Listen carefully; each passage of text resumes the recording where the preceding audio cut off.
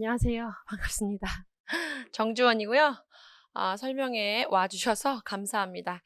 2021학년도 데뷔예요. 그래서 이 임용시험을 준비하시는 분들은 1년을 좀 앞서 나가는 느낌이 있죠. 아직 2020년도 맞이하기 전인데 우리 내년 1년을 어떻게 보내서 2021학년도에 공립유치원 교사로서 설 수 있을지 그거에 대해서 좀 말씀을 드리려고 하고 이 자리에 또 모여주신 거고요. 자, 합격 설명입니다. 이렇게 하면 합격한다. 뭐 이제 이런 맥락이죠. 그래서 보시면 가이드고 가이드북이라고 생각하시면 되겠어요. 그래서 선생님들께서 얼마만큼 이 임용시험에 대해서 아시는지 잘 모르겠지만 사전 정보가 얼마만큼 있는지 모르겠지만 제가 설명을 최대한 잘 드리겠고 그 다음에 이제 마치고 선생님들 각자가 갖고 계신 궁금증에 대해서 좀 질의응답을 받는 형식으로 그렇게 진행을 하겠습니다. 그래서 프린트물 보시고 앞에 칠판 보시고 이렇게 진행을 하시면 되겠습니다. 그래서 제일 첫 번째 3페이지에도 나와 있는데 교원 임용 시험이 뭐냐. 그래서 제가 이제 뒤에도 육하 원칙에 의거해서 누가 언제 왜 뭐 이런 식으로 좀 마련을 해 봤는데요. 교원 임용 시험에 대해서 이제 선생님들이 얼마큼 알고 계신지 잘 모르겠는데 저는 이제 이게 또 합격 설명회다 보니까 완전 초수, 진짜 여기 계신 분들처럼 대학생들 그리고 사립유치원이나 어린이집에서 근무하다가 이제 진짜 공립유치원 교사가 되고자 하시는 분들한테 말씀드리는 거라서 아주 기본적인 것부터 좀 세세하게 말씀을 드릴게요. 자, 정식 명칭이 이거예요. 선생님들 뭐 임용고사다, 임용고시다 막 이렇게 많이 얘기하는데 전에는 몇 년 전까지만 해도 국공립 유치원이라 그랬는데 그냥 공립유치원 초등학교 특수학교 괄호 열고 유치원 초등교사 임용 후보자 선정 경쟁 시험입니다. 되게 길죠. 그래서 이때 임용 시험이 나라에서 1년에 2번 봐요. 1년에 2번. 그게 뭐냐면 이렇게 유초등 1번 그리고 한 달 후에 중등 이렇게 보게 되는데 그 한 번 앞서 보게 되는 그 시험이 바로 공식 명칭이 이거예요. 그래서 유치원 초등 중심인데 특수까지 포함해서 함께 보게 됩니다. 그 출제 방향은 보시면 뭐 공정하고 객관적이고 신뢰성 있는 출제 및 채점 과정을 거칩니다. 그래서 그냥 말씀드리면 1차 시험은 보통 11월 3주 혹은 11월 한 2주에서 3주 토요일에 1차 시험을 보게 됩니다. 그래서 이 1차 시험이라는 건 뭐냐? 전공이에요, 전공. 그런데 전공에 교직 논술 그리고 교육과정 A, B 이렇게 해서 100점 만점에 서술형 그리고 기입형 이런 식의 문제를 1차 시험을 치게 됩니다. 아까 잠깐 말씀드렸잖아요. 지금 굉장히 이제 지난주에 합격자 발표가 1차 합격자 발표가 났기 때문에 그러니까 내년에도 이맘때쯤 발표가 날 거예요. 그래서 지금 선생님들이 파이널 반이 지금 난리예요. 파트 2가. 그래서 이제 또 한 3주, 4주 동안 계속 수업 실현, 면접, 또 지역에 따라서 교수학습 과정안 작성을 하느라고 계속 준비를 하고 있습니다. 그래서 2차 시험이 이제 이거 발표가 11월 한 3주 그때쯤 나고 2차 시험이 1월 초에 그래서 첫 주 말고 그 다음 주 수목 이렇게 시험을 봐요. 그래서 이때 1차에서 여기서 이제 1.5배수를 뽑고 그 다음에 2차에서 최종으로 그 지역마다 선발 인원이 달라요. 그래가지고 그 정수를 뽑게 됩니다. 그래서 제 1차는 평가원에서 문제를 출제를 하게 되고 2차 시험은 각 지역마다 출제를 하기도 하고 혹은 그 평가원에서 문제를 만든 거를 사서 써요. 그래서 보통 서울은 서울이 직접 만들고 경기도만 가지고 있는 집단 토의라는 게 있어요. 그래서 경기도도 수업하고 집단 토의 문제 직접 만들고 그 다음에 충청권, 전라권 이쪽은 평가원 지역 문제를 사서 쓰기도 합니다. 또 어느 지역은 또 가끔 만들기도 해요. 강원 같은 데는 평가원 문제 일부 하고 강원 시책 이런 거 포함해가지고 하기도 하고. 그래서 어쨌든 지간에 2차는 지역마다 다 다릅니다. 그래서 여기서 말하는 거는 1차예요. 1차 시험에 대한 출제 방향. 그리고 세 번째를 보시면 이제 이게 교육공무원법과 그리고 이 두 가지 법에 의거해서 교원 임용 시험을 출제하고 응시하게 되어 있죠. 그래서 시험 관리 기간을 보시면 아까 잠깐 말씀드린 부분이 이제 그 맥락이에요. 시도교육청에서 각각 시행 공고, 원서 교부 접수, 문답지 운송, 시험 실시 합격자 발표까지 시도가 주관해요. 서울시에 응시하면 서울시에서 서울시교육청에 들어가서 봐야 돼. 경기도교육청이면 경기도교육청에 가서 보고. 그렇게 하고 한국교육과정평가원이 이제 1차 시험 문제를 내고 채점하고 2차 시험 문제도 일부, 아까 이 말이 그 말이죠. 일부 시도교육청은 자체적으로 출제한다. 그래서 이제 그거는 이제 그때가 또 준비를 하시면 되겠습니다. 그래서 시험 일정을 보시면 아까 제가 말씀드린 부분이에요. 각 시도교육청의 홈페이지에 공고문을 참조하게 됩니다. 그래서 전에는 막 한 달 전에 공고가 나면서 시험 없음, 뭐 뽑는 인원 없음 막 이렇게도 아주 전에는 나온 적이 있었어요. 그러면 안 되잖아요. 그래서 6개월 전에 예정 공고, 사전 공고 같은 거를 내라라는 지침이 있습니다. 그래서 6월쯤 되면 이제 있다 없다 몇 명쯤 뽑는다라고 이제 완전하게 확실하게 말고 이렇게 가로 일단 이제 그 공고가 나와요.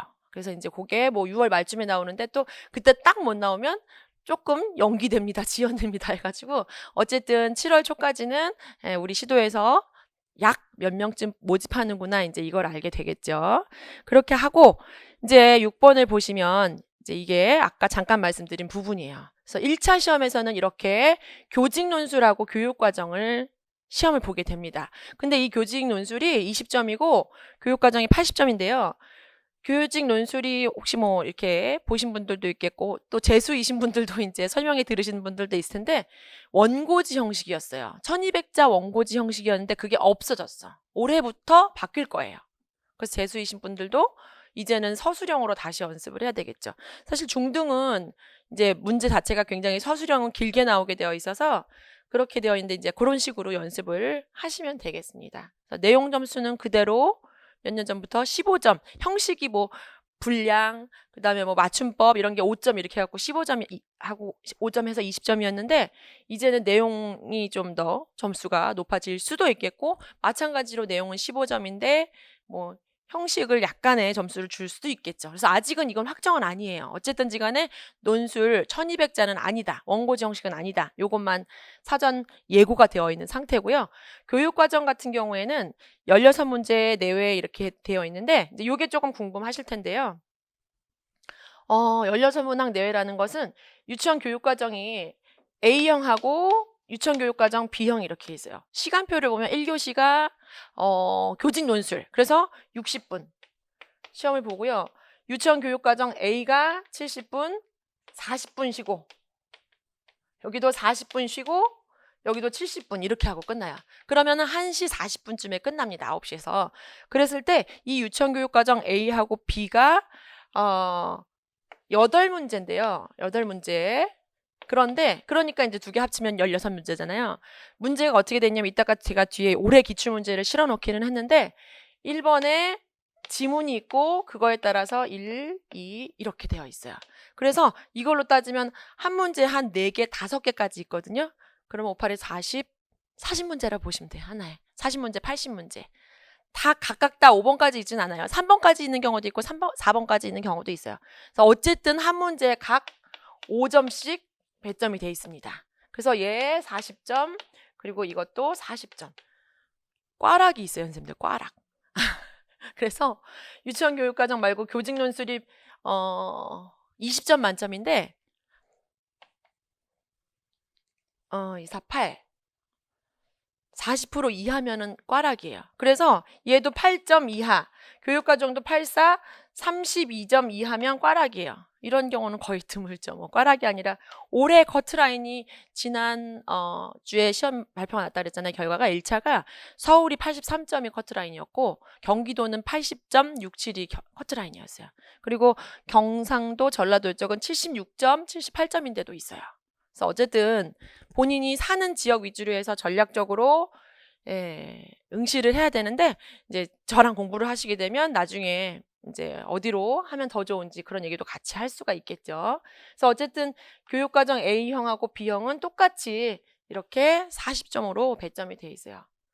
그리고 교직 논술도 이따 또 말씀드릴 기회가 있겠지만 이것도 몇 년 전까지만 해도 그냥 교직 논술, 그래서 초등하고 유치원하고 공통으로 나왔었는데 이젠 안 그렇습니다. 그냥 유아 전공으로 나오기 때문에 유치원 교육과정 열심히 공부하시면 돼요. 일단 그게 중요합니다. 자, 그래서 이렇게 교육과정 나온 것처럼 기병 혹은 서술형으로 되어 있고요. 그 다음에 중요한 게 세 번째 한국사예요. 한국사 자격증 갖고 계세요? 아직? 네, 있으세요? 이게 한국사 능력 검정 시험으로 제출한다 그래서 중급이죠. 중급하고 고급이 있죠. 중급 3급 이상이 있어야 되는데 5년밖에 못 써요. 따놓고 5년이 지나면 다시 떠야 돼요. 그래서 요거는 기왕 지금 시작하시는 분들은 이제 1년에 4번 보잖아요. 1회, 2회 때 따가지고 가지고 계셔야 돼요. 실제로 이렇게 몇 월 보죠?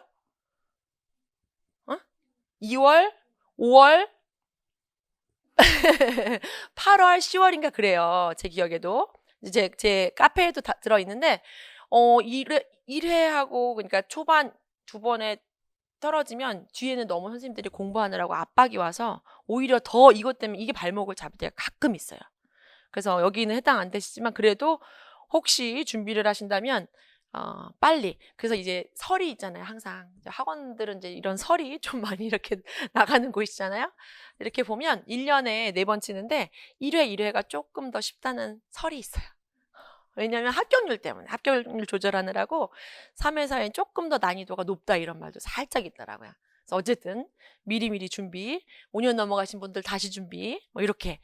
자, 그렇게 해서 준비를 하시면 되겠고, 그 다음으로 이제 계속 보시면 이제 2차 때도 시험을 보시는데 이거 무시할 수가 없어요. 제가 지금 2차 대비반을 목금토를 꽉 차게 하고 있어요. 하루 종일이에요, 거의. 저는 이제 이게 가장 좋다고 생각해서 계속 이렇게 하는데 소그룹으로 거의 이제 개인 지도 위주로 나가요. 그래서 나중에 2차 시험은 정말 다른 사람이 아무리 잘하는 거 10번 봐도 소용이 없어. 내가 직접 해보고 잘못된 거 고치고 연습하고 그래야 되거든요. 지금 어쨌든 하고 있는데 어떤 선생님이 심한 말을 했어. 뭐냐면 차라리 1차에 떨어졌으면 이렇게 얘기를 하는 거야. 올해 졸업생인데 올해 곧 졸업하는데 너무 2차 준비가 안 돼 있으니까 막 너무 불안, 초조, 힘든 이 강박이 너무 힘든 거야. 그래가지고 제가 선생님 그런 말씀 마세요. 다른 불합격한 사람들을 2번 죽이는 말이에요. 이런 말까지 했는데 그 정도로 2차도 무시할 수 없다는 얘기인 거죠. 그래서 교직 적성 심층 면접, 그래서 아까 잠깐 말씀드렸지만 이거는 지역마다 달라요. 그래서 내가 응시하는 지역에 어떻게 보는지 이따 끝나고 잠깐씩 한 분씩 그거는 제가 말씀드려 드릴게요. 그래서 면접은 경기도로 보면 집단 토의도 하고요. 개별 면접도 해야 돼요. 경기도 외에는 전 지역이 다 면접이 있습니다. 그래서 면접이 40점인 곳, 50점인 곳, 60점인 곳 다 달라. 100점 만점 중에서. 그 다음에 교수학습 과정안도 경기도는 그 대신 없어. 집단 토의가 있는 대신에. 그래서 집단 토의 때문에 경기도는 없는데 또 다른 지역도 한두 군데, 서너 군데 조금 이제 없어지는 추세이기도 해요, 살짝. 그래서 없는 곳은 그 대신에 면접이나 수업 실현이 60점이야. 네, 그렇게 하고 수업 실현도 자체가 40점에서 50점으로 배점이 되어 있어요. 서울 같은 경우에는 시간도 10분 내에 실현하고 5분 동안 반성적 성찰. 경기도도 15분 수업 실현하고 10분 수업 나눔. 이런 식으로 좀 달라요. 그리고 평가원 지역은 그냥 15분 내에 수업 실현. 이렇게 좀 다양합니다. 어쨌든 2차는 아까 잠깐 말씀드렸지만 1차 선발에서 1.5배수, 강원도는 2배수를 선별을 해서 이렇게 각 시도 교육청에 맞춰서 응시를 하면 이제 그때 최종 발표가 나오는 거죠. 그래서 출제, 자, 잠깐 보시면 그 밑에 4페이지 잠깐 밑에 보시면요. 1차 시험 이렇게 시간표 있어요. 4페이지, 프린트물 4페이지 있습니다. 교직 논술, 교육과정 A, B, 그리고 2차 시험 밑에 있고요. 그래서 요 밑에 있는 내용들은 한번 읽어두세요. 교육과정 평가원에서 제시한 내용들입니다. 이거는 뭐 제 맘대로 하거나 어떤 강사 맘대로 하는 게 아니기 때문에. 그래서 5페이지부터는 이제 프린트물로 잠깐 볼 건데요. 요거는 2020학년도 서울 지역 임용시험 공고문 전체 말고 일부분만이에요. 선생님들이 이렇게 나와 있다. 이거를. 그래서 올해 지금 2차 대비하고 있는 분들이 현장 가게 되면 이거든요. 그래서 그분들이기 때문에 이제 며칠 안 남았더라. 오늘 보니까. 그죠? 15일밖에 안 남았어요, 올해가. 그래서 15일 후면 2020인데 2020년 2월 말 이내에 자격증을 취득하는 사람이 응시할 수 있어요. 그래서 이제 오늘 오셨지만 아무리 공부가 다 되어 있어도 졸업하기 전이면 응시를 해도 합격할 수가 없습니다. 자격에서 미달이 되기 때문에. 자, 응시를 해도라는 말씀은 이제 인터넷 응시이기 때문에 뭐 어쨌든 응시는 할 수 있어요. 25,000원, 3만원 내고 인터넷으로 응시는 해. 근데 이제 나중에 서류 없어요. 그러면 이제 무조건 최종까지 가도 탈락이에요, 이거는. 네. 별로 중요하지 않은 말인 것 같지만 정말 이것 때문에 실수하시는 분들이 가끔 있거든요. 일단 시험 보는 거야, 전공이라고. 그건 안 되죠, 그죠? 그래서 어쨌든 이런 자격을 가지고 있으면 가능하다. 그리고 지금 또 최근 유아교육과 말고 아동학과나 아동복지학과에서도 시험에 응시하시는 분들이 있는데 그분들도 자격증을 취득 가능한 사람만 하셔야 돼요. 졸업했는데 유치원교사 자격증 안 나오시는 분들도 있잖아요, 그죠? 자, 그래서 제가 지금 잠깐 드리고 싶은 말씀은 학생들이잖아요. 이제 어머니가 계셔가지고 제가 지금 학생한테 부담을 줄까 봐 걱정도 되는데 대학 시절에 전공 있잖아요. 전공 필수 학점하고 임용시험하고 밀접한 관계가 있습니다. 실제로 대학 때 공부 열심히 하신 분들이 유리해. 그래서 막 새로운 내용 배우는 게 아니라 이 1년 동안 배우는 게 학교에서 3년, 4년 동안 공부했던 것들 시험 문제에 나온 유형대로 이제 같이 더 추려서 공부하는 거라서 뭐 새로운 거 뚝 떨어지는 게 한 게 아니기 때문에 대학 때 교양은 조금 그냥 살살 하고 전공 필수 과목 이따가 과목도 쫙 다 말씀드릴게요. 그 과목들에 좀 집중하면 훨씬 유리합니다. 요거는 확실해요. 자, 그래서 5페이지부터는 쭉 선생님들이 참고로 읽어보시고요. 6페이지에 있는 게 이제 아까 말한 시험 일정하고 합격자. 그래서 11월, 이번에 올해 2019년도 같은 경우에는 11월 9일에 시험을 봤었고, 그 다음에 12월, 지난주 수요일이에요. 며칠이지? 지난주 수요일에 1차 합격자 발표가 났습니다. 정말 희비가 엇갈려요. 저도 해마다 선생님들이 이제 이렇게 계시지만 해마다 그 발표 날 저도 혼자 희비가 엇갈려요. 이번에 12월 11일 날 발표인데 합격해서 너무 신나는데 조금 이렇게 기대했는데 떨어지는 사람이 있으면 너무 이제 같이 마음이 아프고 이제 이런 거죠. 그래서 저도 너무 기쁘고 너무 좀 안타까운 그런 날인데 그래서 지난 수요일 날 어쨌든 결정이 나고 이제 그래서 선생님들이 여기 이따가 비율도 말씀드릴 거지만 여기 이제 시작하시는 분들 얼마 없다고 생각하시면 안 돼요. 숨어 있는 고수들이 굉장히 많아요. 그래서 이제 그 재수, 초수에 대해서도 좀 말씀을 드릴 거지만 일단 이게 이제 공부를 열심히 해야 되는 시험인 거는 확실하죠. 그래서 6페이지 계속 보시면 3일간이라고 되어 있는 거는 초등이 영어가 있어서 그래요. 초등은 영어 수업이 있고 영어 면접이 있어. 근데 유치원은 없습니다. 다행히. 그래서 올해 같은 경우 내년 1월 첫 주 지나고 그 다음 주 수목이 이제 2차 시험 날이 되겠어요. 그래서 이렇게가 일정이고 7페이지 보면 이제 합격자들은 이런 서류를 내야 됩니다. 그래서 선생님들은 우리 유치원 선생님들은 교원 자격증만 일단 내면 돼요. 그리고 선생님들이 이제 이것도 항상 합격자 발표나면 물어보는 사람이 있어. 6번에 있는 거. 주민등록 내야 되냐고 저한테 꼭 물어봐. 내야 돼요? 안 내도 돼요? 선생님, 내야 돼요? 안 내도 돼요. 왜? 병역 필환자의 하나면 군대 갔다 온 사람 내란 얘기예요. 그래서 지금 말씀을 드리는데 얼마 안 남았어요. 분명히 연락 와요. 그래서 아닙니다. 군대 갔다 왔으면 내십시오. 이렇게 말씀드리는데 남자 교사도 있거든요. 남자 선생님들도 합격해서 현장에 계신 분들 계십니다. 점점 많아지고 있습니다. 그래서 그분들 내시면 되고 7번도 저녁 예정이야. 군복무 확인서. 그래서 이거는 우리 여자 선생님들한테는 우리 여자 이런 말 하면 안 되나요? 저도 여자니까 상관없죠? 그래서 상관이 없는데 즉 교원 자격증만 있으면 돼요. 일단 서류는. 근데 경기도 같은 경우에는 제가 이제 어제도 늦게까지 그걸 봐드리느라고 고생했는데 자기성장 소개서라는 거를 1차 합격 후에 써요. 그래서 제출을 합니다. 그래서 그걸로 시험을 보지는 않는데 그게 점수화되지는 않는데 거기서 질문을 한 가지 해. 면접 때. 그래가지고 그게 진짜인지 가짜인지 그 사람 태도랑 같이 보게 돼요. 그래서 오늘까지 제출이야. 지난 수요일 날 발표 났는데. 그래서 막 새벽에 메일 오고, 아까도 오늘 오전까지 막 연락 오고 그랬어. 좀 이렇게 좀 수정해 보시면 어떻겠냐. 이제 거기까지 제가 말씀을 드렸는데, 어쨌든 1차가 합격하면 요 정도까지만 준비를 해서 제출을 하면 되고요. 7페이지 아래쪽도 중복되는 내용인데 제가 이제 별표로 보시면 알겠지만 7페이지 아래쪽에 교직 논술이 논술형 원고지 형태 1200자 이내 그랬잖아요. 그게 올해까지는 그렇게 봤다는 거예요. 근데 밑에 서술형으로 변경 예정이다 이렇게 제시가 되어 있죠. 그래서 여기는 선생님들이 이제 나중에도 알게 되겠지만 2019 올해 같은 경우 굉장히 특이한 케이스였어요. 유아 임용에서 뭐냐면 중간에 여름 시험이 한 번 있었죠. 출시라고 해서 들어봤어요? 네. 2013년에 한 번, 요번에 한 번. 그래서 이제 그때는 교육과정 변경되고 뭐가 이 선발 인원에 문제가 있어서 그랬는데 올해 같은 경우에는 이제 그 사립유치원 파동이 일어나고 예, 교육부 장관의 그 이제 공약이기도 했고 그래서 이제 중간에 여름에 한 번 더 대거 모집을 한 일이 있었죠. 그래서 어쨌든 그때 예정 공고로 논술 2021학년도 대비부터 바뀔 거다 이렇게 얘기가 나왔어요. 그래서 그렇게 준비를 하시면 됩니다.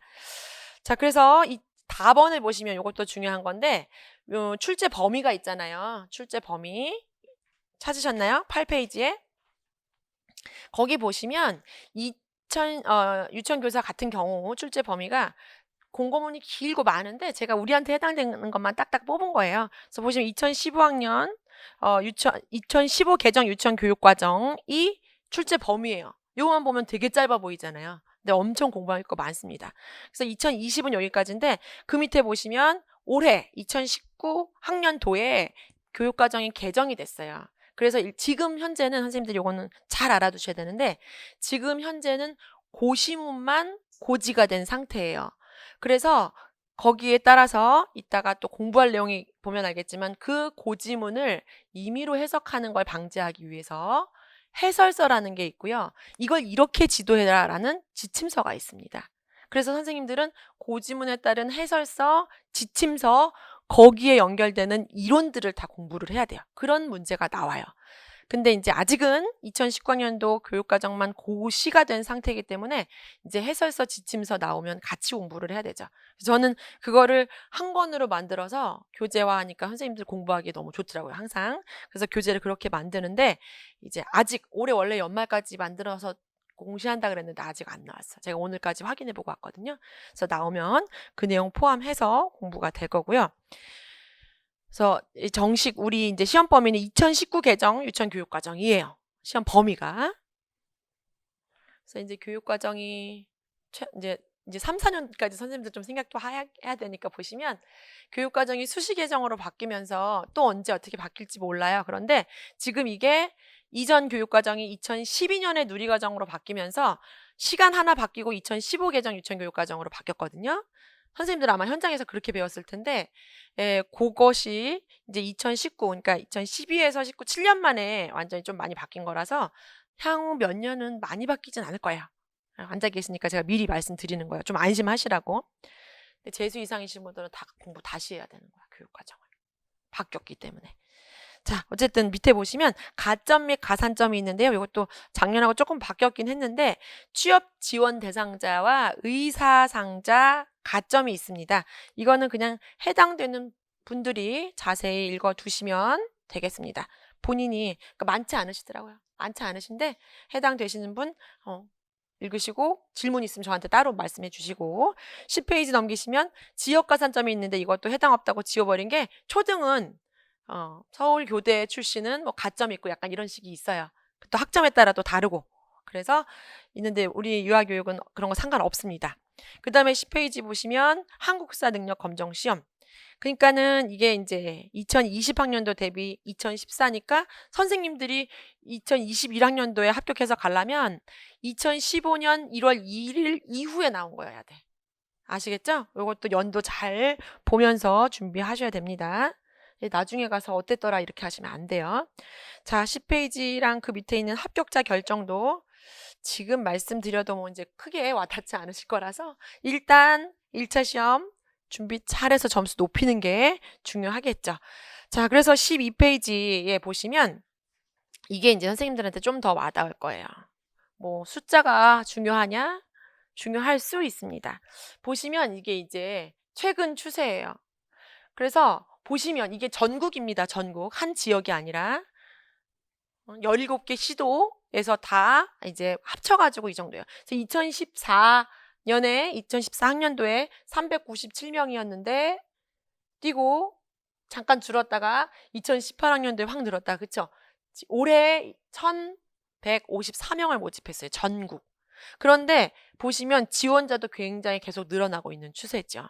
그래서 요때까지만 해도 과에서 좀 탑에 좀 이렇게 상위권에 있는 학생들이 이 임용시험에 응시하고 다른 학생들은 그냥 사립유치원 바로 취업해서 가고 가끔 어린이집도 가고 이제 유아교육과 출신들 그렇게 했었는데 작년에랑 올해 좀 물어보니까 거의 다 과에서 거의 다 준비한다고 얘기하더라고요. 임용시험에. 근데 이제 거의 다 준비해도 되는 학생들이 이제 정해져 있기는 한데 어쨌든지 간에 선발 인원이 많아진 만큼 지원자도 많아졌어요. 그래서 경쟁자도 보시면 뭐 여기서만 잠깐 줄었지 거의 10대 1이 넘어가는 추세입니다. 그래도 이것도 그 옛날에 비하면 줄었다 이렇게 얘기를 하긴 해요. 근데 뭐 어쨌든 12명 떨어뜨리면 본인이 붙는 거예요. 별거 아닌 것 같지만. 그래서 추세가 이렇습니다. 그래서 이제 13페이지서부터 보시면 이제 요게 이제 공립유치원 임용 시험에 대한 전반적인 내용이었고요. 제가 이제 드리고 싶은 말씀드립니다. 그래서 선생님들이 임용 시험 무엇을 어떻게 준비할 것인가 요걸 좀 생각을 해보셔야 되는데 누가 해요? 여기는 다 원래 100% 내가인데 여기는 한 분이 그죠? 내가 합니다. 내가 언제 해요? 1년 내내 길게 잡으면 2년 선생님 2년 잡은 거죠? 예.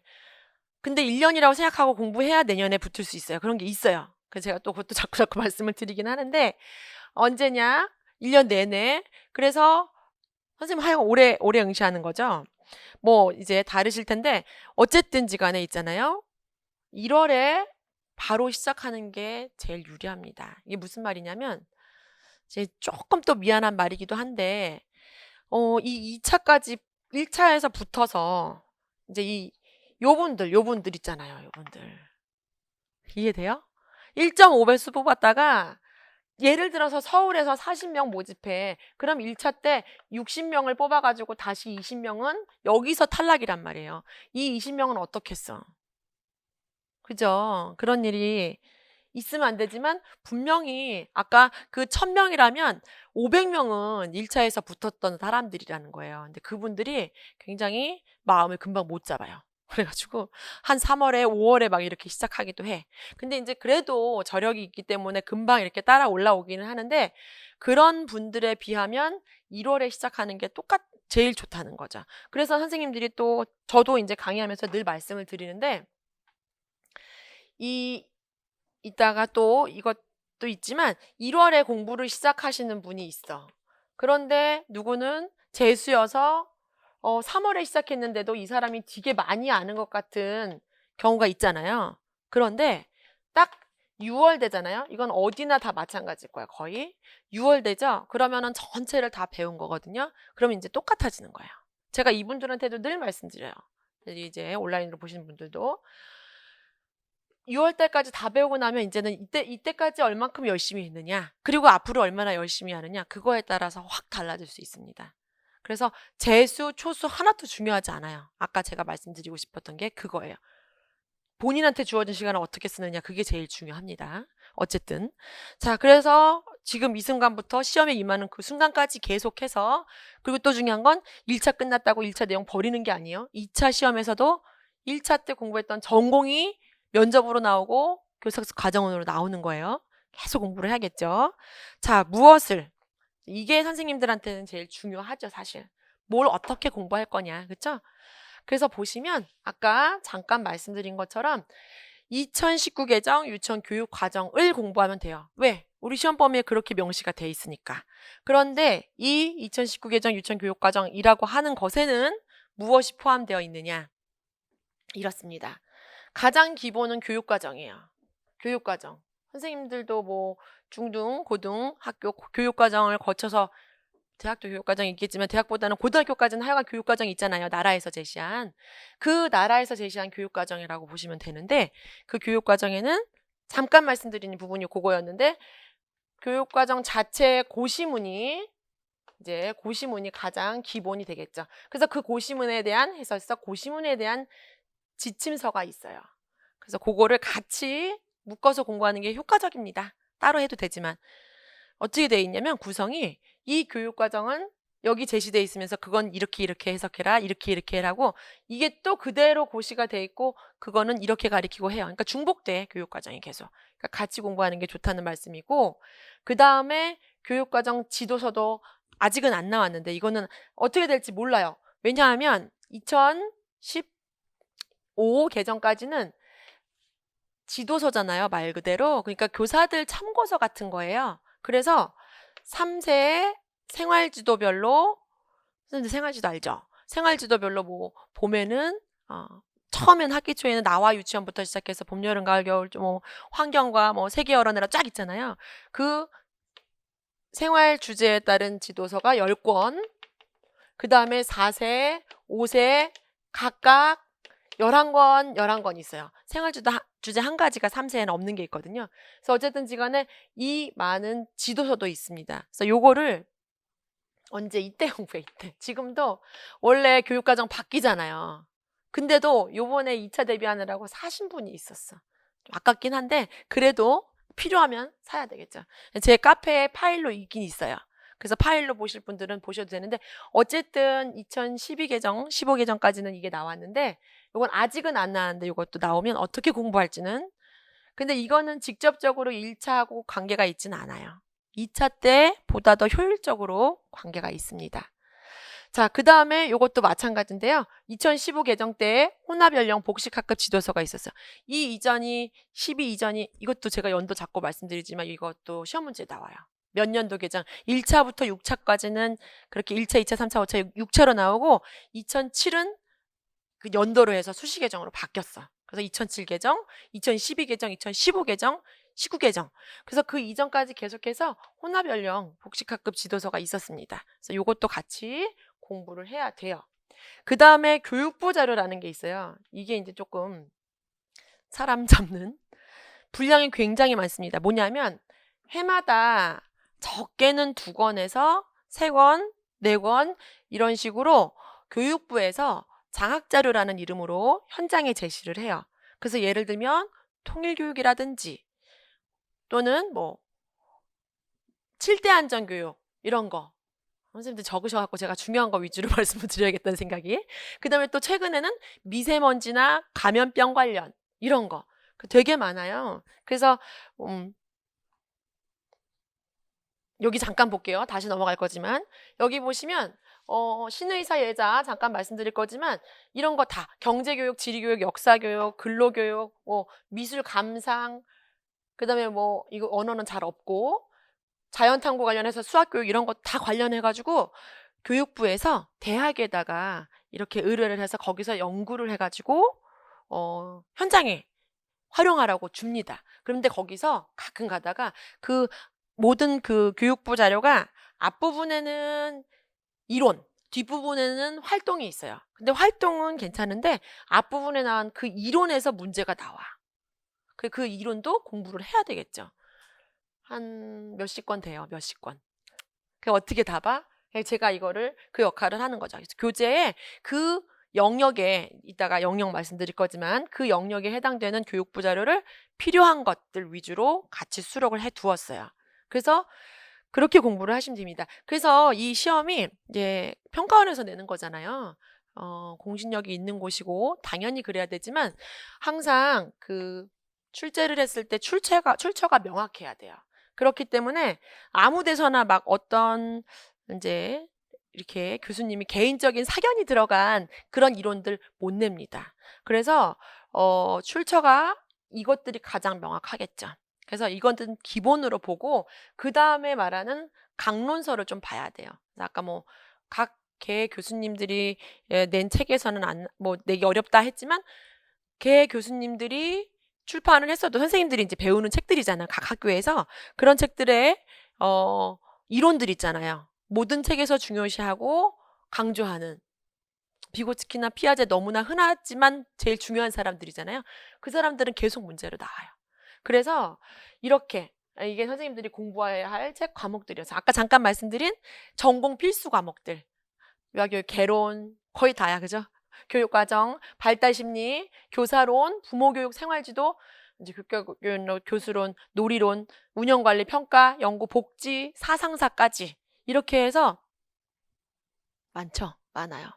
그래서 잠깐 좀 적으면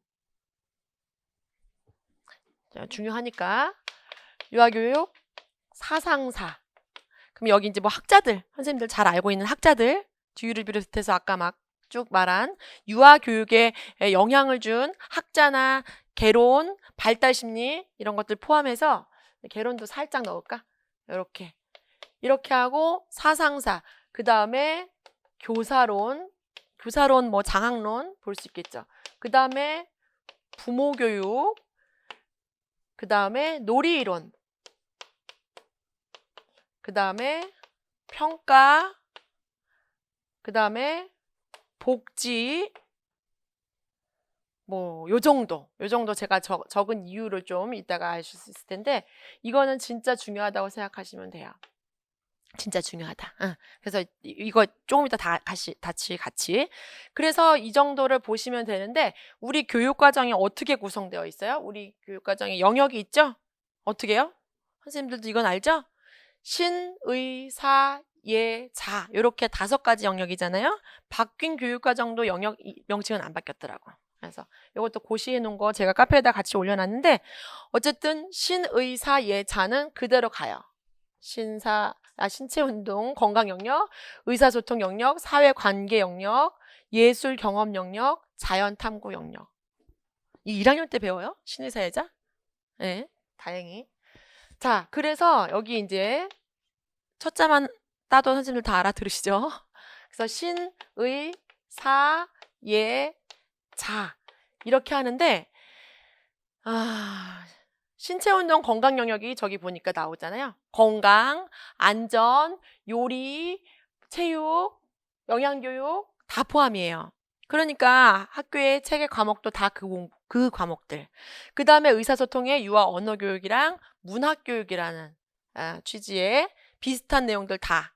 그 다음에 사회관계 영역의 유아 사회교육은 개념들도 많잖아요. 개념들도 많은데 과목 자체로도 그래서 개념으로 사회성, 도덕성, 세계 이해, 장애, 역사, 지리, 경제, 협동, 다문화, 인성, 근로, 통일 많죠.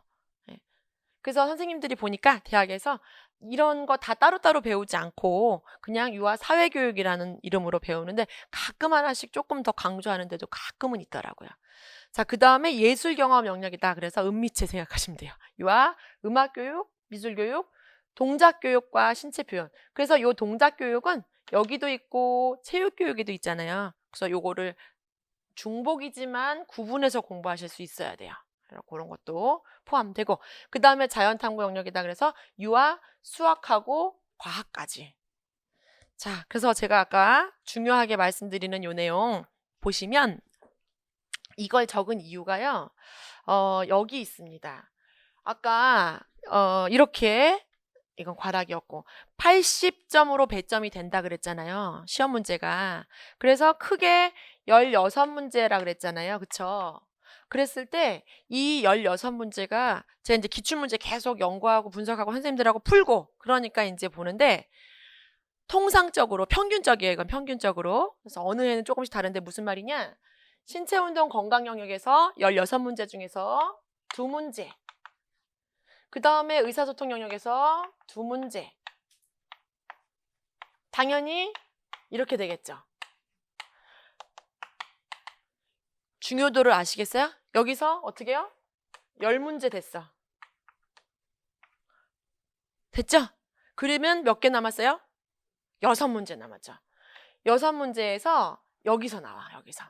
근데 가끔 여기 안 적혀 있는데 해당되는 것들도 포함이 돼요. 그래서 개론이 나올 때도 있고 안 나올 때도 있어. 개론, 총론 합쳐서 한 문제. 그 다음에 사상사, 교사론, 부모교육, 놀이이론, 평가, 복지. 그런데 둘, 넷, 여섯, 일곱. 그래서 이렇게 있고 또 뭐 추가로도 있다 그랬잖아요. 근데 어느 해에는 또 중요한 게 이제 법. 그래서 유아교육법 시행령 시행규칙, 아동복지법 시행령 시행규칙, 왜 뭐 인성교육법, 뭐 무슨 법 해가지고 법도 간간히 나옵니다. 생활기록부 포함해서. 그래서 많잖아요. 어느 해에는 확 법이 안 나올 때가 있고, 어느 해에는 확 사상사가 안 나올 때도 있어. 근데 그거를 안 나올 걸 점쳐서 공부하는 게 아니죠. 전체적으로 공부를 해야 되는데 비중이 이렇다는 거예요. 근데 또 한 가지 선생님들이 오해를 하시면 안 되는 게, 아까 한 문제에 다 5점이라 그랬잖아요. 그래서 어떨 때 뭐 사회관계 영역 3점에다가 복지 2점 이렇게 섞이기도 해요. 이해되시나요? 그래서 요거는 뭐 문제 풀 때 저도 문제를 그렇게 출제를 하니까 이제 적용을 하시면 되는데, 어쨌든 비율이 이 정도라는 거예요. 그래서 신의사 예자가 실제 유아들하고 겪으면서 이제 중요하게 생각돼야 되는 부분들이기 때문에 비중이 좀 높은 거는 사실이죠. 그래서 시험 범위는 2019 개정 유치원 교육과정이라고 한 줄만 써놓고 막상 공부할 거는 이렇게 전 과목이다. 당연하죠. 근데 그쵸? 유아들 전인 교육을 해야 되는 교사의 몫이니까. 자, 그래서 이제 보시면 어떻게 공부를 할 것인가. 자, 보니까 뭐 이제 1년, 그래도 저는 이제 1년을 어떻게 공부를 해야 되는지를 말씀을 드릴 거니까, 이제 계획만 짜놓고 실행 안 하는 사람들한테는 계획을 짜지 말라 그래요. 근데 그렇지 않잖아요. 1년이 생각보다, 제가 요번에 선생님들한테도 그런 말을 많이 들었어요. 교수님, 생각보다 1년이 너무 짧아요. 이렇게 말씀을 하시더라고요. 그죠? 요즘은 점점 어린아이들도 1년이 빠르다고 하는 판에, 그죠? 그래서 보시면 아무래도 제가 아까 학교에서 공부 열심히 하셔야 된다고 했지만, 학교 공부만으로는 임용시험에 학교 공부만 하고 학원 하나도 안 다녔어요. 그런 사람 아직 한 번도 못 봤어요. 그래서 어쩔 수 없는 이제 학원의 도움을, 저도 제가 학원 강사긴 하지만 도움을 받아야 되는 부분이 있습니다. 그래서 계획이랑 시간표를 본인이 좀 작성을 하시고요. 그 다음에 중요한 거는 예습이에요. 그래서 제가 오늘 이 프린트물에 뒤에다가 이제 합격하신 선생님의 그 수기, 저한테 보내주신 그 수기, 또 이제 같이 공유했던 수기인데 꼭 읽어보시면 있겠지만, 예습이 굉장히 중요해요. 예습 안 하면, 아까 이렇게 양이 방대하잖아요. 책도 되게 두껍거든요. 선생님들이 한 과목에 배웠던, 즉 6개월 동안 배웠던 거를 하루에 다 배워. 그러니까 분량이 어떻겠어요. 막 따라가야 되거든요. 그러다 보니까 예습을 하지 않으면 이 선생님, 합격생 선생님 말씀대로 뭐가 중요한지 어디다 줄쳐야 되는지도 몰라요. 그래서 예습이 굉장히 중요합니다. 그렇게 하고 강의 집중하고, 그 다음에 제가 중요합니다. 이런 건 꼭 외우시고, 이건 어디까지 보시고, 이렇게 한 부분에 대해서 복습하고, 그래서 그 주권은 거의 다 마스터한다고 생각해야 돼요. 그 주권은. 그렇게 하고 기본 이론, 유아교육 개론부터 이제 1, 2월에는 개론을 이제 볼 거지만 공부를 하고, 그 다음에 3, 4, 5, 6월에는 저 강론들, 신의사 예자에 해당하는 거를 공부를 할 건데, 개론부터 시작해서 철저하게 공부를 해야 돼요. 아까 말씀드린 것처럼 예습, 강의 듣기, 복습 순서로 따지자면, 그렇죠? 그렇게 하고 교육과정, 해지, 각교 제가 이렇게 넣은 건데, 해설서, 지침서, 강론서, 교육부 자료, 이렇게가, 즉 건강교육만 봐도, 신체운동 건강 영역에서 건강교육만 봐도 교육과정에서 말하는 건강교육이란 이렇게 해설해라, 이렇게 지도해라를 보시고, 그 다음에 학교에서 배운, 그러니까 제가 거기서 중요한 걸 추렸겠죠. 강론에서 얘기한 강조점, 그 다음에 교육부 자료에서 또 관련된 중요점, 이거를 해나가야 되는 거예요. 그렇게 해서 관련 이론에 대해서, 그러니까 혼자 할 수가 없어, 이건 사실은. 그렇죠? 그렇게 해서 강의를 듣고 예습을 마찬가지로 책이 있으니까 예습하고 강의 듣고 복습하고 이렇게 지나가는 게 좋겠죠. 그리고 지도서 정독, 개론 정독은 계속 추천드립니다. 다회독이 중요한가요? 아니면 꼼꼼히 봐야 되나요? 두 개 다 가야 돼요. 그래서 처음에는 개론을 여러 번, 초수에 붙었던 선생님 중에서 들었던 것 중에는 이제 제 개론 책을 7회독 했어요. 2달 동안에 7번 봤대. 근데 이제 그냥 본 게 아니라 꼼꼼히 그래도 읽으신 거겠죠? 저는 왜 7회독 하고 얘기해 보세요. 이렇게 얘기하죠. 자, 그렇게 하시면 되고, 그 다음에 이제 논술하고 교육과정이 있으니까 이제 교육과정 공부는 어떻게 하면 좋은가? 1월부터 6월까지는 아까 말씀드린 것처럼 예습, 강의 듣기를 통해서 이해를 하고 복습을 하고, 이게 순서야. 예습해 와서 강의를 들으면서 내가 확실하게 이해해. 모르는 거 질문해. 제 수업의 장점은 이제 제가 이제 이런 것 좀 어필을 드리면, 장점이라면 제가 담임제다, 합격까지 완벽 코칭이다 이런 말씀 드렸는데, 언제든지 질문을 할 수 있다는 거고요. 질문하시는 거에 답변을 드리고, 그래서 선생님들이 이제 1년이 짧지만 이렇게 10개월 동안 이렇게 가다 보니까 가끔 이렇게 슬럼프가 오기도 해요. 그럴 때 어떻게 헤쳐나가면 좋은지 그런 얘기도 해가면서 쭉 가는 거죠. 그래서 1월부터 6월까지 여기 있는 내용을 전부 인풋 배우게 돼요.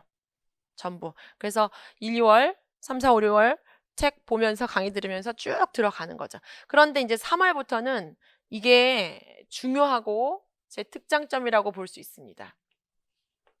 뭐냐면 3월부터는 매주 구술 테스트를 해요. 그래서 이게 정말 효과적이다라는 것은 합격생들한테 많이 이미 들은 얘기였고, 선생님들끼리도 하면 좋아요. 선생님들끼리도 공부하면서 배웠던 개념에 대해서 묻고 답하고. 이게 왜 좋냐? 실제로도 저랑 하게 되면서 5개념을 좀 잡아요. 저는 A라고 분명히 설명을 드렸는데 외워서 말할 때 B 위주로 말한다든지, 그게 아니라 선생님 이렇게 얘기해야 돼요 라고 얘기하는 게 개념 잡기에도 좋고, 그 다음에 2차 때 면접을 어차피 할 거거든요. 그래서 그 연습까지 같이 됩니다. 그래서 이 3월부터는 이제 1, 2월에 공부했던 거 복습하면서 한 주씩, 첫 주는 사상사 공부해 오세요. 그래서 제가 사상사 질문하고, 뭐 선생님들 조별로 나중에는 이제 조별로 우리 조는 부모교육 공부해 왔어요. 그럼 제가 부모교육에서 질문하고, 이런 식으로 하면서 구술 테스트가 진행이 되고, 근데 이거는 선택입니다. 다 하지는 않으려고 그래요. 다 했더니 조금 힘들어 하시는 분도 있고, 공부하는 사람하고 안 하는 사람은 차이가 이제 점점 벌어져. 그래서 공부해 왔어요 하시는 분들한테만 조별로 구술 테스트를 실시를 할 것이고요. 그 다음에 3월부터는 논술도 시작이 됩니다. 이따가 또 나옵니다만, 왜냐하면 1, 2월에는 논술 쓰라 그래도 뭘 어떻게 써야 되는지 몰라. 그래서 좀 공부를 하고 난 다음에 공부한 걸 바탕으로 논술을 쓰게 돼요. 그래서 문장부터 써보고, 뭐 600자도 써보고, 나중에 1200자 원고지 없어졌지만 그거 분량 맞추는 것도 중요해요. 이것도 선생님들이 좋다고 한 내용들, 저도 피드백을 받아서 그렇게 준비를 해서 진행을 했고요. 그래서 이제 이때는 이제 6월까지 인풋을 해야 되지만 조금씩의 아웃풋이 이제 나와야 돼. 말로 조금씩 해보고 글로 조금씩 써보고. 그래서 6월까지. 그 다음에 7월부터는 동영 모의고사, 그리고 지금까지 배운 것들을 아웃풋하면서 핵심 정리된 내용으로 반복 암기를 하게 됩니다. 그래서 매주마다 제가 강의만 하는 게 아니고요. 전주에 배웠던 거 좀 확인학습이라 그래서 공부해온 거 조금 써보게, 괄호도 넣어보고 문장도 써보고, 그렇게 해서 계속해서 공부를 시키려고 해요, 많이들. 그래서 따라오시면 좋고, 안 하시려면 뭐 그건 이제 선생님 성인이니까 다들 그렇게 하시면 되고요. 그래서 어쨌든 간에 7월부터는 이제 실전에 적용할 수 있도록 이제 모의고사, 기존에 봤던 모의고사와 비슷한 형태도 풀어보기도 하고, 기출을 변형한 걸 풀어보기도 하고, 그 다음에 요때는 이제 8주, 이제 7, 8월이 8주잖아요. 요때는 이 1월부터 6월 달까지 배웠던 거를 한 주에 하나씩 이렇게 해서 해결해 나갈 거예요. 그러면 이제 총 강의로는 2번을 듣겠지만 똑같은 내용은 아니라 이제 이때는 이때보다 많이 공부가 돼 있으니까 중요한 거 위주로 깊이 있게 말해도 선생님들이 알아듣겠죠. 그렇게 하시고 9월, 10월 2달 동안 실전 모의고사를 보게 됩니다. 그래서 실제로 1교시 논술, 그 다음에 2교시 교육과정 A, 3교시 교육과정 B. 그래서 보시면 알겠지만 피드백이 굉장히 중요해요. 선생님들이 각자 공부에 아는 사람들의 이제 그 맹점이잖아요. 나는 잘 안다고 생각하고 잘 한다고 생각했는데 그게 아닐 경우가 정말 곤란하거든요. 그래서 모의고사는 다 일일이 제가 채점을 해드리고, 요때 중간에 시작되는 논술도 첨삭을 해드려요. 선생님 요렇게 쓰지 말고 요렇게 써보시라고 빨간색으로 체크해드리고, 뭐 이제 그렇게. 그래서 첨삭을 꼭 받으시는 게 필요합니다. 그렇게 하고 이제 11월부터는 이제 2차 대비반. 아까 말씀드린 것처럼 각 시도에 맞게 진행이 되겠죠. 그래서 또 논술도 20점 포기할 수 없잖아요. 어떻게 공부할 것인가? 자, 논술은 나올 것이 있어야 쓸 수 있습니다. 아까 말한 것처럼 1, 2월에는 쓰시라고 해도 못 써요. 그래서 1, 2월에는 그렇게 큰 의미가 없더라고요. 잠깐은 써봐도 되지만. 그리고 예를 들어서 교육학이 따로 있다면 교육학 공부를 하는 것도 괜찮지만 유치원 교직 논술이기 때문에 교육학 내용 포함해서 제가 같이 공부를 하기 때문에 내용이 중요해요, 내용. 그래서 3월부터는 이제 10주 동안 교직 논술문 작성법을 제가 그래서 전공은 토요일 날 진행이 되고요. 9시 반부터 4시 반까지 하루 종일이죠. 그 다음에 이 논술은 9시 반부터 12시 반 금요일에. 그래서 논술은 3시간이지만 1시간 작성하고 그 다음에 제가 풀이 강의 해드리고 그 다음에 1시간 정도는 선생님들 개별 첨삭하는 시간으로. 그래서 뭐 좀 더 일찍 끝날 수는 있겠죠. 시간 자체는. 자, 그래서 써보고 600자, 300자, 뭐 문장 완성 여러 형식으로 좀 써보게 되고 그 다음에 3, 4, 5월 그렇게 10주 되고요. 좀 타이트하진 않아. 일부러 그렇게 했고요. 그 다음에 6월부터 또 6, 7, 8월 3개월 10주간의 기출문제 또 제가 나올 것 같은 논제들 이렇게 해서 다루면서 지문 분석하고 이제 기출문제를 아예 안 보신 분은 없을 거예요. 그래서 혹시나 몰라고 제가 수록을 해놓긴 했는데 지문이 있잖아요. 그 지문을 자의적으로 해석하면 큰일 나잖아요. 그래서 어떻게 해석할 건지 분석할 건지 하면서 제가 1200자를 제시를 해놨지만 실제 시험에서 원고지가 아니어도 원고지로 써보는 것도 도움이 많이 돼요. 그래서 일부는 원고지로 일부는 줄글로 그냥 해서 중요한 첨삭을 받으면서 논술의 감각을 다지게 되겠습니다. 그렇게 하고 아까 말씀드린 것처럼 논술도 9월, 10월에 이때는 그냥 진짜 실전이라고 생각하면 돼. 금방 올 것 같지만 앞에 잘 다지면 잘 따라오실 수 있습니다. 그래서 만점 받아야죠. 올해도 만점 받으신 분들 거 다 받아놨어요. 어떻게 쓰면 만점 받는지. 중요한 게 받아놨다는 게 무슨 의미냐면 우리가 평가원에서 시험을 출제하고 각 시도에서 주관을 하는데요. 안 하는 게 있어, 저분들이. 안 하는 거. 뭐게요? 정답 공개를 안 해요.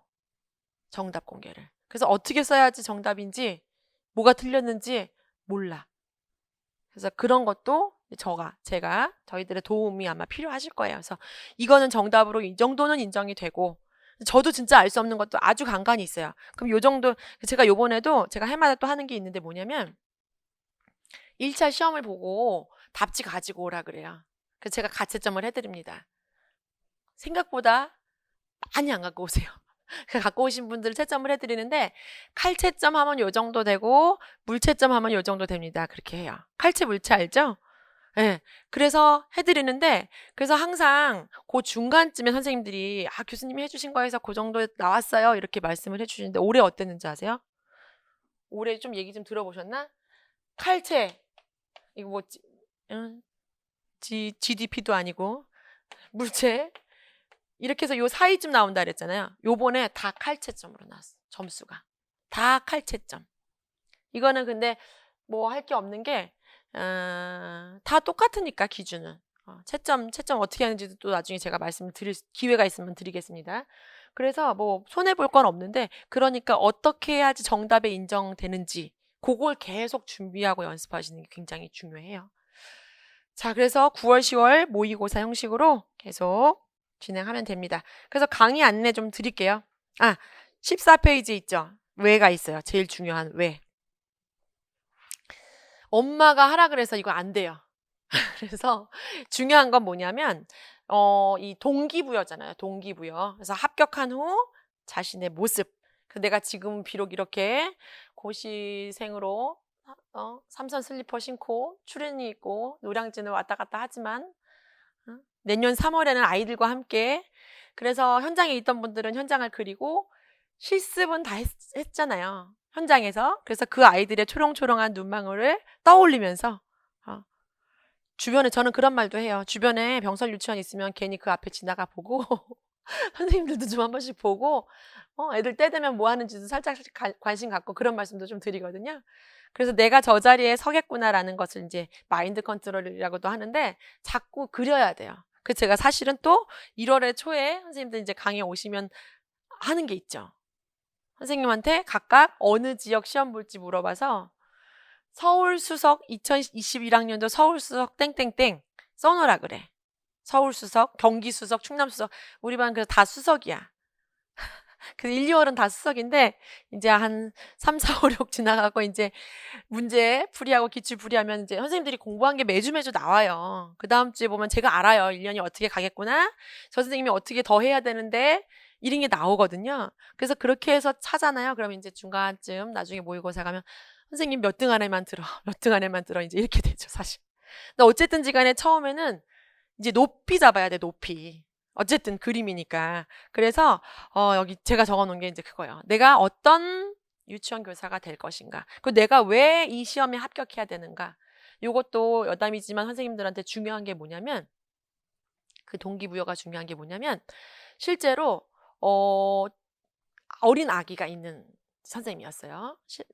사립에도 있었죠. 사립 그만두고 공립유치원 시험 보려고 왔는데 남편이 내가 아이 돌봐줄 테니까 당신은 공부해 이렇게 된 거야. 뭐야? 가장이잖아요. 지금. 어떻게 얼마나 절박하겠어요. 그런 사람 못 이겨요. 당연히 그 선생님 붙었겠죠. 그래서 제가 이제 그런 얘기도 해요. 엄마한테 죄송해요. 엄마한테 아빠한테 너무 용돈 펑펑 받으면서 이렇게 포시랍단 말 선생님들 알아요? 너무 등 따시고 배부르게 공부하잖아요. 그러면은 동기가 낮아지더라고. 뭐 재수해도 엄마가 한 번 더 해준대요. 막 약간 이렇게 돼. 그게 안 돼요. 그러니까 내가 왜 이걸 돼야 되나? 요즘 취업률도 낮다 그러는데 취업하면 얼마나 좋아요, 그렇죠? 그런 것들이 중요하다는 거. 그리고 또 못 이기는 사람들 누군지 아세요? 사립에서 한 1, 2년 아주 진짜 고생하신 이제 막 험하게 말하면 진짜 멍멍 고생하신 분들 있잖아요. 나는 그만두면 다시는 죽어도 사립은 안 갈 거예요. 이런 분들 있죠. 그 선생님들도 너무 열심히 공부하세요. 그래서 일단 처음 시작할 때 내가 왜 그리고 아까 제가 정정 교수가 말해준 그 경쟁자들하고 붙어서 이기려면 얼마큼 해야 되는지 그런 것들을 좀 자꾸 제가 좀 뭐 여름에도 봄에도 마인드 컨트롤을 해드리긴 하겠지만 그런 것들을 좀 떠올릴 필요가 있겠죠. 그리고 또 생각하실 것이 이제 사립유치원 그리고 어린이집 다른 데 일정도 좀 보세요. 그리고 이제 공립유치원의 그러니까 사실은 제가 막 이렇게 돌려서 말하지만 유아교육을 전공하고 갈 수 있는 베스트 직업이 공립유치원 교사예요. 일단 나라에서 말하는 교육 공무원이잖아요. 그래서 신분보장, 처우보장이 확실합니다. 뭐 다른 동기부여가 필요해? 그쵸? 이걸로도 충분히 할 수 있잖아요. 그쵸? 그래서 어쨌든 그리고 사립유치원의 이제 단점을 제가 가끔씩 말씀드리고 주변에서 또 들을 수 있어요. 거기는 정말 원장님의 사리사욕을 채우기 위해서 이게 많아 진짜로 솔직히 얘기해서 공립유치원 같이 자기 자신의 교육 철학과 교육관을 펼칠 수 있는 곳이 없어요. 이유야 아주 그냥 저한테 물어보면 많이 나옵니다. 줄줄줄. 그래서 어쨌든 왜 내가 이 시험에 되고 싶은지를 꼭 생각하실 필요가 있겠고요. 자, 거기까지 이제 됐으면 15페이지 정주원과 함께하는 유용준비라는 제목을 제가 넣어봤습니다. 그래서 아까 말씀드린 1, 2월에는 개론하고 기출 분석, 그래서 제가 개론책에다가 기출도 같이 넣었어요. 그 내용에서 이런 문제가 나왔었습니다. 그럼 이제 조금씩 감이 올 거예요. 배울 때는 다 아는 것 같다. 근데 나중에 이제 7, 8월에 기출 풀어보면 엉뚱한 거 쓰고 막 그래요. 어쨌든 그래서 기본 이론, 기출 문제를 중심으로 주요 개념을 익히고 이해하고 익히고 이제 응용할 수 있고 이런 용어는 꼭 외우세요. 이제 이런 거 계속 말씀을 드리죠. 그래서 그때 배우는 과목이 이거예요. 아까 말한 여기 6개의 문제, 즉 과정, 접근법, 발달이론, 사상사, 놀이, 부모교육, 교사론, 복지평가 이거를 이제 1, 2월에 다 배웁니다. 많아요. 그죠? 시간은 요렇게 토요일 그 다음에 3월부터 6월까지는 나머지 신의사 예자겠죠? 2019 저런저런 자 그래서 교육과정 전반 2019 교육과정 쭉 다루고 기출문제 마찬가지로 꼼꼼히 분석해 드립니다. 그렇게 해서 확인학습 구술면접 아까 말씀드린 부분이에요. 1차 2차 시험 동시 대비 이건 진짜 저의 특장점이라고 말씀드릴 수 있어요. 다른 데는 진짜 대그룹으로만 이걸 하기 때문에 쉽지가 않거든요. 그렇게 하고 개정, 교육과정, 신의사회자, 혼합연령, 법까지 요때 3월부터 6월까지 걸쳐서 똑같이 토요일에 그 다음에 7, 8월에는 문제풀이. 한발업소는 그랬는데 이때는 모의고사 9월, 10월에 거의 시작하는데요. 제가 7, 8월에도 모의고사를 좀 다룹니다. 그래서 선생님들 좀 적응 좀 할 수 있도록 이렇게 해서 영역별로 문제 풀고 핵심 내용 다시 다지고 그렇게 한 다음에 이제 요거는 이제 참고사항이에요. 제가 올해까지는 좀 진행을 해서, 올해는 2019는 출시가 있어서 따로 진행하지 않았는데, 원하는 선생님들이 많으면 2차를 요때 체험처럼 한번 하게 해드립니다. 그래서 나는 진짜 너무 현장을 모르겠다. 다른 사람 앞에 쓰는 게 힘들다. 그런 분들을 위해서, 만들 수도 있고, 안 만들 수도 있는데, 요거를 이제 7, 8월에 해요. 더 뒤로 넘어가면 안 돼. 1차에 붙어야지 2차에 응시하는 거잖아. 그래서 이렇게 되고 그 다음에 9월, 10월 말씀드린 모의고사 매주 첨삭, 매주 채점. 그래서 제가 9월, 10월 동안 교육과정 몇 점, 논술 몇 점 이렇게 해서 쭉 적잖아요. 거의 그 점수로 최종 점수 나온다고 봐도 큰 무리 없어요. 그래서 요거보다 좀 더 하셔야 돼요. 좀 덜 해야 돼요. 지금 경기도 선생님들은 계속 연락해 저한테 제가 자주. 계속 봐달라고 연락이 계속 와요. 그래서 어쨌든 교육과정은 이렇게 되고 그 다음에 11월, 12월 지금 해당되고요. 이렇게 2차 대비반이 있습니다. 뭐 알아서 선생님들이 다 보고 잘 찾아오시더라고요. 이때. 자, 이렇게 강의가 되고 그 다음에 이제 교직 논술 같은 경우에 아까 말씀드린 것처럼 10주 그래서 아직은 이렇게 해서 너무 부족하다는 느낌은 없어요. 그래서 이제 자꾸 연습을 하시면서 어쨌든 상반기 그리고 중반기 이렇게 해서 작성해보고 꼼꼼히 요 문장보다 저 문장이 왜 어떤 문장이 좋은지 3단으로 어떻게 쓰면 되는지 이제 이렇게 시간은 이렇게 그래서 마찬가지로 이것도 꽉 차게 강의는 아니에요. 선생님들이 쓰고 해설 강의하고 전주에 쓰고 그 다음 주에 이제 첨삭해서 그 다음 주에 해설해주고 첨삭한 거 드리고 이렇게 개별적으로 그렇게 진행이 됩니다. 자, 왜 아까 말씀드렸던 부분이고요. 그래서 16페이지까지 제가 말씀을 드렸고요. 적을 알고 나를 달자 기출문제입니다. 그래서 올해 이 기출문제는 제 카페에도 있지만 교육과정 평가원에 지난 기출문제로 쭉 다 나와 있어요. 저는 교재 영역별로 이렇게 하나하나 포함되어 있고요. 지문이 길어진 게 최근에 좀 특징이에요. 지문이 길어진 거. 작년 2019학년도는 쓰는 게 너무 길고 많았어서 선생님들이 힘들었었는데 어쨌든 맞춰서 연습을 계속 해야 되겠죠. 그 다음에 프린트물 쭉 기출문제 지나서 35페이지에 보시면 이제 선생님들이 직접 읽어보셔도 되는 건데요. 합격수기입니다. 그래서 지금 현재 1년 차로 서울시 교육청에 발령이 받아서 이름 되면 알 만한 단설 유치원의 선생님 부임이 되셨어요. 그래갖고 첫 해인데도 아주 열심히 하시고 1년 동안 수업 공개를 6번인가 했대. 그래서 교수님 앞에서 수업 실현했던 게 생각이 나요. 그러면서 중간중간 진짜 여기 나왔어. 나중에 연락한다고 그래도 진짜 연락 중간중간 하시고 요번에는 지난 11월에 1차 시험 감독도 가신다고 그렇게 연락이 왔어요. 1년 차인데도. 그래서 이제 그거는 조금 나이가 선생님들처럼 어린 선생님은 아니에요. 여기 내용에도 있긴 한데 그래서 어쨌든 현장 가서 본인들이 하기 나름인데 1차 점수, 2차 점수 보세요. 1차 점수가 이렇게 교육과정 되게 잘 본 거예요. 6개밖에 안 틀린 거야. 74점, 논술 만점. 컷이 86점이었죠. 이때 아까 말씀드린 것처럼. 그 다음에 2차에서 생각보다 감점이 많이 됐었는데 그 요인은 제가 어디서 감점됐을 거라고 이제 요인을 찾아드릴 수 있죠. 그래서 어쨌든 지간에 최종 저 점수로 합격을 하신 분입니다. 그래서 재수셨어요. 재수. 그래서 왜 재수하게 됐는지 어떻게 공부하면 되는지 이건 뭐 선생님들이 각자 읽어보시면 되겠죠.